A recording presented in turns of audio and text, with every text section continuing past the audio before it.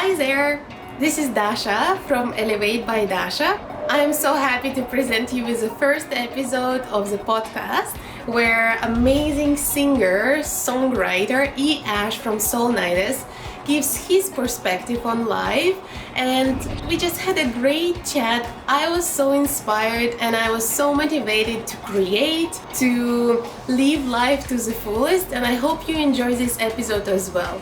Thank you very much for being on this journey with me, and I hope you enjoy it. Let's go! Thank you very much for your time. I was impressed by your concert yesterday.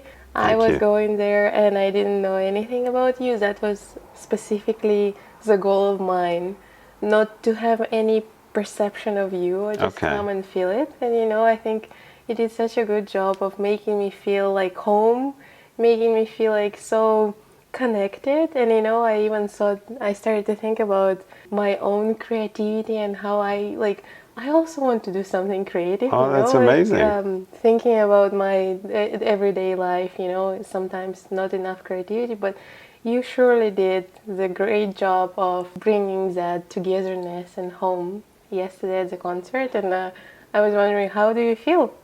Thank you. So now I'm, above the moon. This is amazing. Thank you. Thanks for sharing that with me. That's more than anything I can ask for, just to, share something and hopefully be, have a positive effect on you.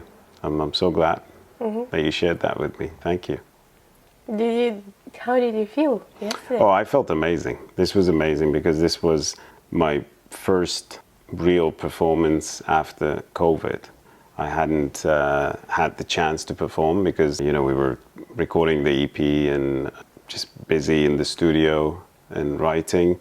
So this was amazing for me personally, and everybody there was very lovely. I love these intimate shows because, big shows are also very fun, but I love these intimate shows because it's so personal, and you can make eye contact with everybody, and the energy is just in small spaces and a lot of energy, and it just feels amazing. Yeah. Nice. I'm glad you felt also very I good. loved it. Yeah, I'm glad you did as well. Yeah. That's good. Well, maybe let's start about, we talked about yesterday concert, but let's start about who you are and what you do. Sure. My name is Ash. I'm one half of Soul Nidus, alt folk duo. It's me and my brother, Sal, and we're from Toronto, and we're in the business of elevation. Elevation.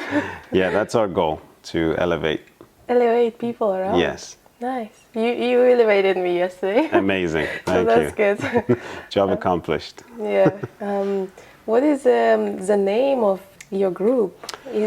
There is a story behind it? Yes, this is a name I came up with a long time ago when I first started writing music. I wanted to use a name that is not my own name, and Soul Nidus, there's a duality in the meaning of the name. Soul is soul, and Nidus means a nest and also a place where bacteria grows. So Soul Nidus is like human body. Depending on how good or filthy your soul is, it takes one of the meanings. Interesting. And then I know that you're treating a song, like there was a quote by you, that the song is a living organism, right? Yes. And so that's kind of connected to the whole story of your singing, right? The song is a living organism. And yesterday at the concert you mentioned that you're changing some of the songs during the life of the song. So I was wondering if you can elaborate a little bit on that and tell the story behind why would a person who writes songs, who performs, would like to change a song? So the way I always look at it is most of the songwriters that I know, they agree and they're on the same page. When it comes to songwriting, I always say we are like light bulbs. I still don't know how songs happen or where they come from or what happens that something just falls out of thin air and becomes a song. So we're always like light bulbs, and I personally do not have that talent of saying, I'm going to write a song about that glass of water and just sit and write it. Songs just happen. And following that is the songs also decide to grow, shape shift into something else. There have been many, many songs that I had written and I thought they're about one thing. And then later on, as they lived on and I lived with them, I realized, oh, they were actually about this other thing. Or they meant something completely reverse of what I thought they meant.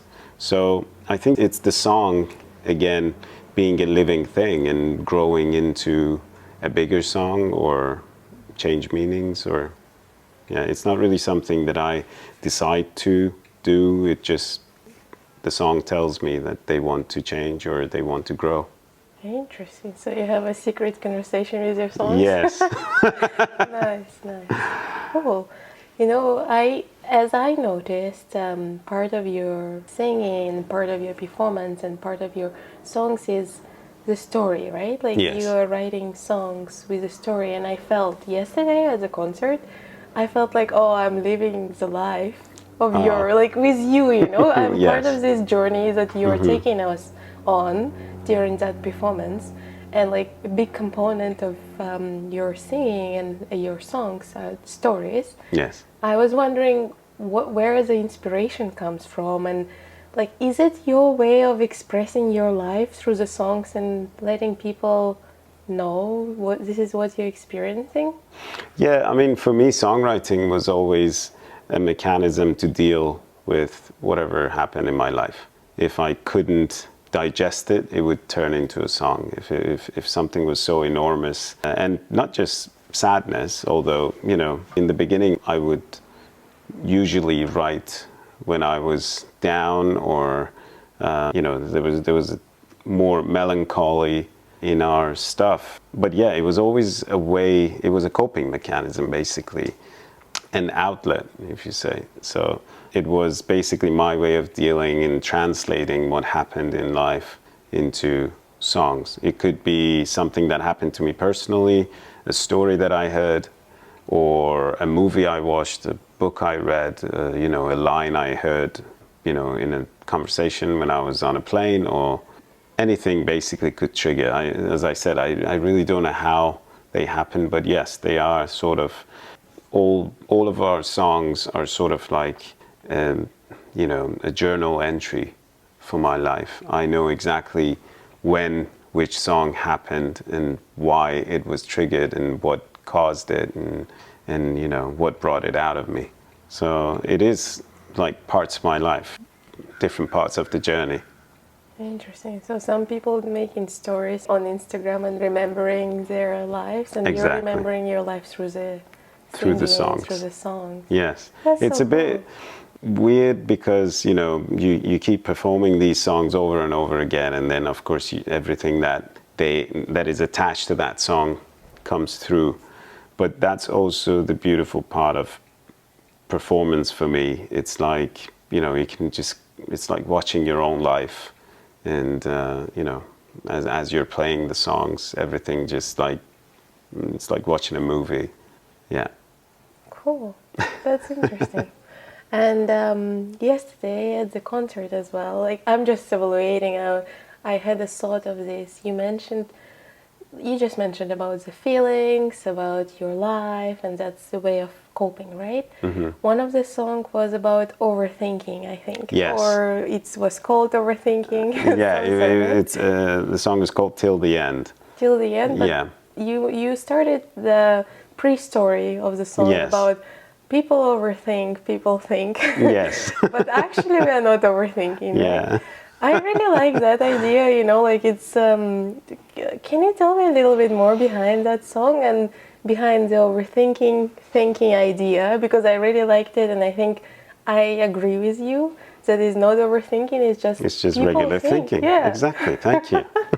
Yes. That's something an overthinker would say. Yeah, I mean, to me, in general, life is just reviewing yourself every day and see, you know, how you can make this easier. Because we're just going to go through life, and it doesn't have to be difficult. There are things that are in our control, there are things that are not in our control, but the ones that are, in our control, we can make them easier.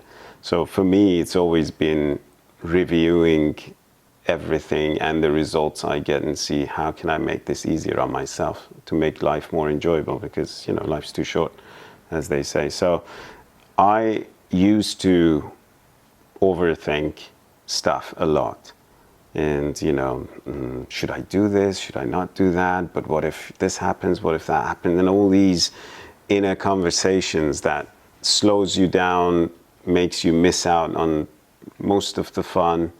And I think there are many quotes from all the greats, and I think one of the best ones that I can think of now is Michael Jordan saying, "Why would I worry about a shot I haven't taken yet?" And I think that wraps it up amazingly. That a lot of times we're just thinking about, oh, but what if this happens if I do that, but you never know until you actually take the shot. So I used to be a big overthinker, and I sort of started to make it easier on myself, and by being more of a doer than a thinker.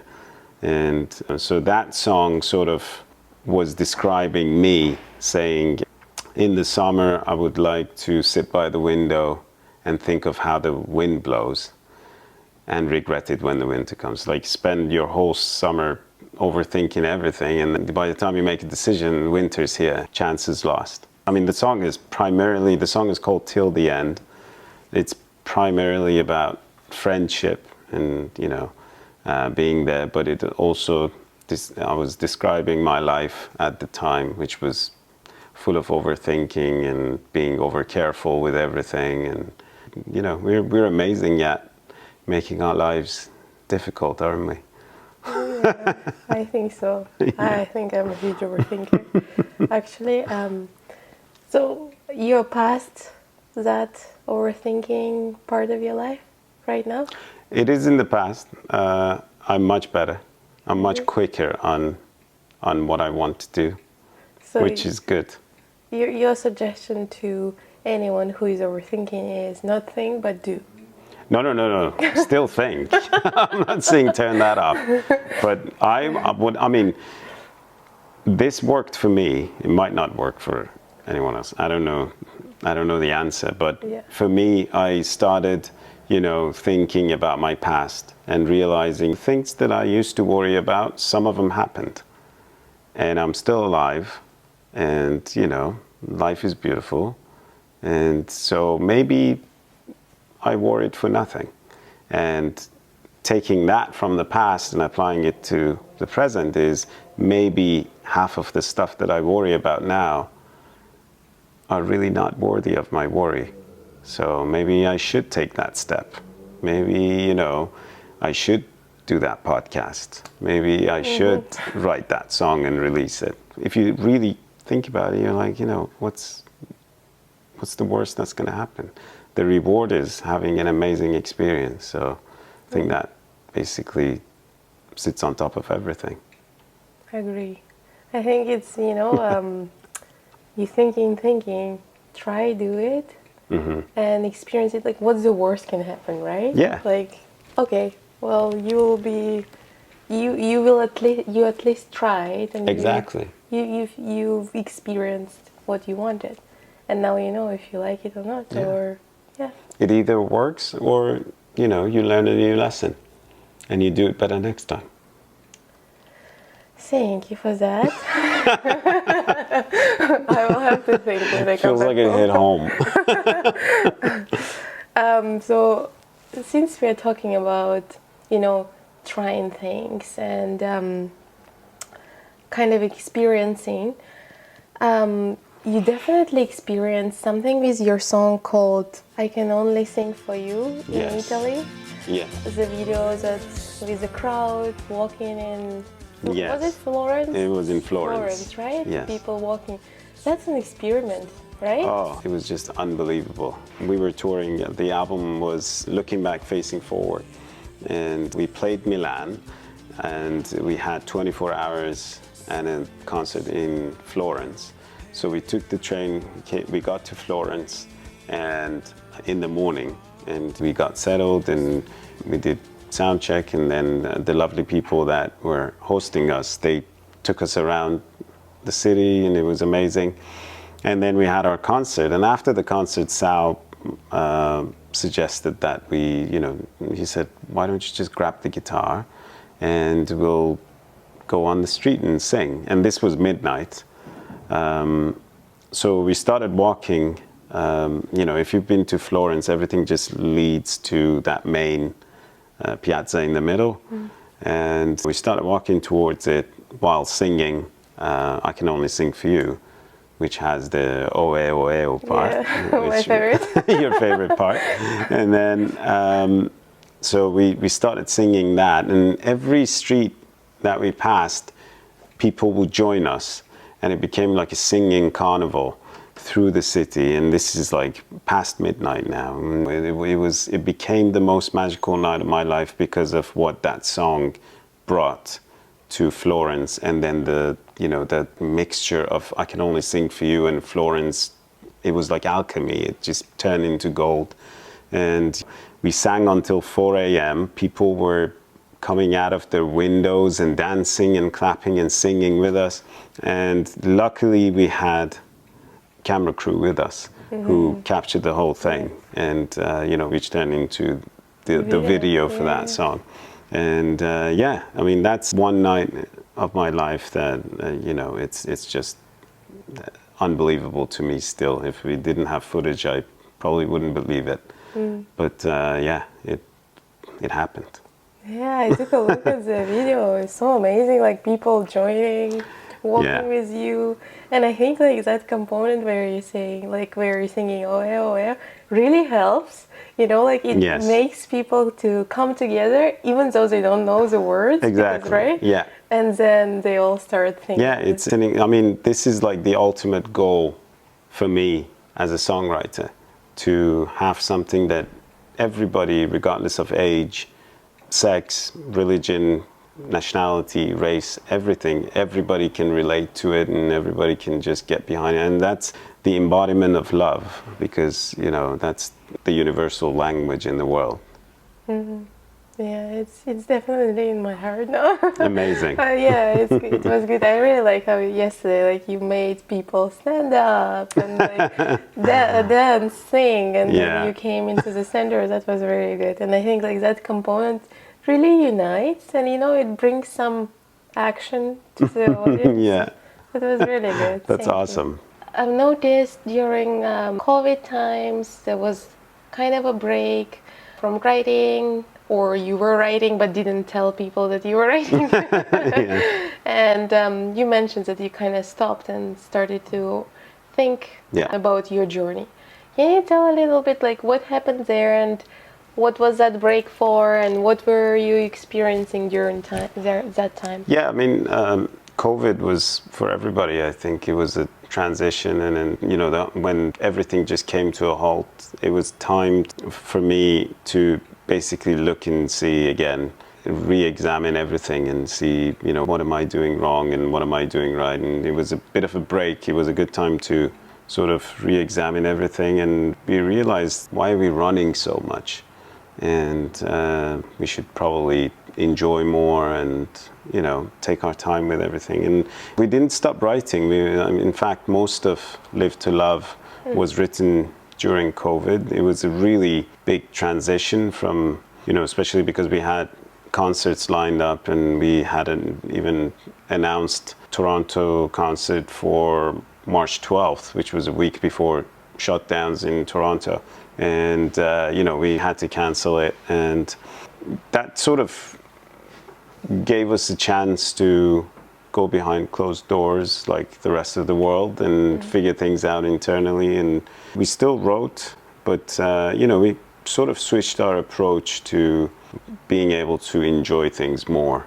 And again, not worry about stuff. And because it was really uncertain what was going to happen. Like everybody else, we didn't really know how it's going to be, if life is going to change forever, if everything is going to come back. And, luckily we made it through.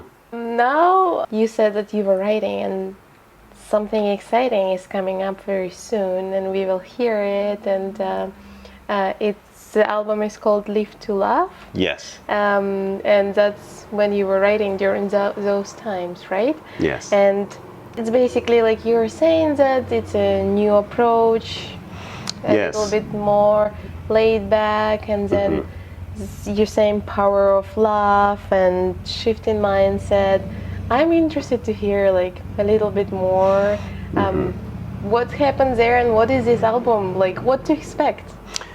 So one of the things that happened during COVID was I was able to reconnect with Rumi. And just to give you a bit of a backstory, when I was about 15, Rumi completely blew my mind and completely changed my life and the way I looked at stuff and my view. During COVID, I had a chance to reconnect, take the time and sort of reframe everything and, you know, refocus on what really mattered, which is, you know, loving everything and loving everybody and all the values that Rumi talks about.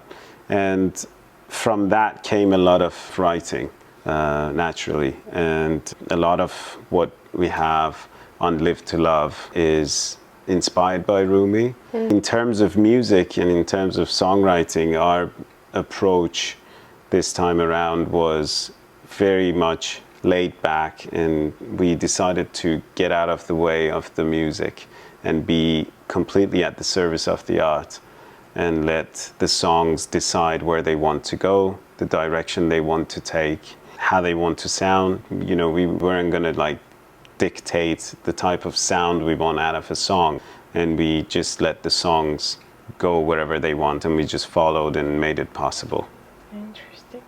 I'm definitely excited about to hear the songs. Absolutely. We heard a sneak peek, but I think the story behind Live to Love, I think everyone after COVID like realized lots of things, you know, about like what is the important stuff and like just slow down and wait. So I think it will be in great demand. Live to Love is basically the closest we've ever been to Rumi.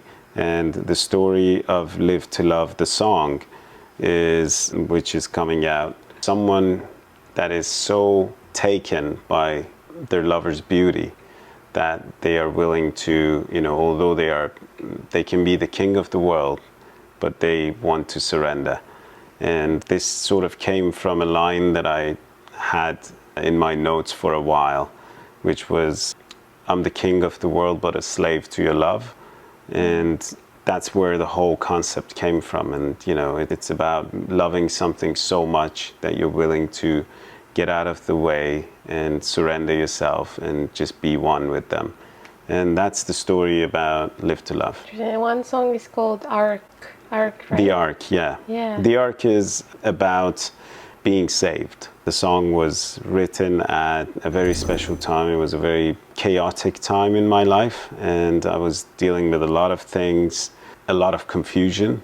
And the song basically came through everything with the lyrics and the music and the production. Everything came through within like 20 minutes. And if you write or create, when that happens, you know there's something special. It just blew me away and completely carried me to the shore. And that's why we called it the Ark, because, you know, it's something you get on and, you know, it saves you from the flood. But also it's a play on the word archetype, which is the recurring theme, as they would say in the film industry.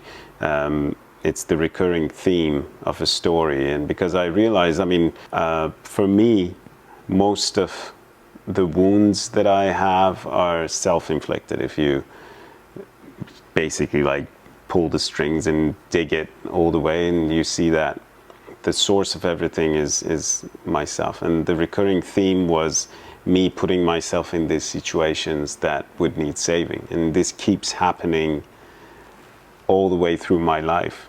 So it was the archetype. And the song, yeah, it's about just that friend, that song, that book, that movie, that thing that comes through when you're at your worst and just takes your hand and leads you to the light and saves the day. And I liked it. It was 1, 2, 3. Yes. 1, 2, 3, I'm here to set you free. Yeah, I That's really how it like starts. that. Yeah. It means like 1, 2, 3, let's go. Yeah. You're getting out of here. We're getting out. I'm Yeah. excited for that. I'm going to listen. 1, 2,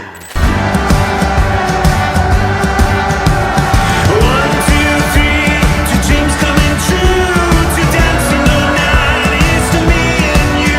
It's the clouds are there. May the sun come through. May you never lose me, and I'll never lose you.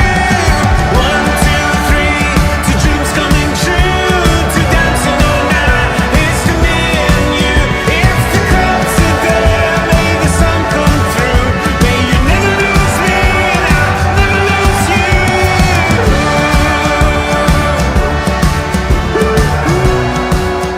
I wonder what is it for you in the future, and also maybe you can tell a little bit like your thoughts on future of the singing industry in terms of like how technology nowadays are coming, convergence of everything, AI, robotics and everything, how it will affect. So how do you think it will impact your future and your future of your team? Well, I mean, I can't tell the future, but my future with music is probably going to stay the same. I'm hoping that I still can, receive these songs and have them shine bright, and hopefully have people inspired and make their days better and make their lives better, elevate them. And I'm going to write Still right. whether I have a job or not. I can't stop writing. Oh, that's so sweet. So you don't think the robot can write as Oh, they kind of a song? They write some crazy stuff. Like I've heard some beautiful songs made by the robots, Yeah. which is cool. I mean, we need more beauty, if anything. It doesn't matter where it comes from, and it's not a competition. I'm sure there's a car that can get from point A to B faster than I can, but it doesn't mean I'm going to stop walking. So I think, robots can write beautiful songs. That's amazing. We're going to probably listen and enjoy and get inspired and write more beautiful songs. And then they learn that, and then we're going to be better. Cool. Final question. Yes. Final question is, obviously you're doing what you love, you're passionate about it, and you just said that you won't stop writing. This is so awesome. And some people are still searching for their passions and for their something like that they can hold to and can experience and can do, like for their career, for their lives. Do you have any advice or any suggestions on how to figure that out, or where to search for it? Just have to see what moves you. I mean, I honestly can only tell you about what worked for me, and hopefully from that something triggers and you come up with your own idea. And so for me, writing and expression became an addiction. When you listen to a song and you realize, this came out of thin air, and this wasn't there last month, this wasn't in the world, I just introduced this into the world, and I was the tool that this song chose to be introduced to the world. And that feeling of creation became an addiction for both me and Sal, which is why we started the creative agency as well, because we were just so addicted to creation that, once you get that feeling, there's nothing like it, standing on the stage and having people sing the song that you wrote in your most personal moment is an energy that nothing can match, right? So for me, I happened to find it, or that found me, and I was able to practice it until I'm better at it, and it happens more often now because I keep putting myself in situations where these songs can come through. And I cherish them, and they know that I will try my best to get them out there, so they come to me more often now, which is incredible, and I'm very thankful. It's an amazing thing. But for someone, it might not be songs, it might be sculpting or writing or dancing or, exercising. It's whatever makes you happy, and it doesn't have to pay your bills. If it makes you money, that's amazing. But then what? But I'm saying don't stop because it's not making you money. I think Rick Rubin, one of the good things that he says is you shouldn't put the pressure on your art to pay for your life, because that's a lot of pressure. And that's how you sometimes might get distracted, and because people think, oh, if no one's like listening to my songs, why should I create them? Yeah. Or if no one's watching my film, or I'm not getting awards for my film, why am I making film? Because it's expression, and you need to express yourself. It's really important to set your happiness, your measure of success, as you would say in business, like success criteria, right? Yeah.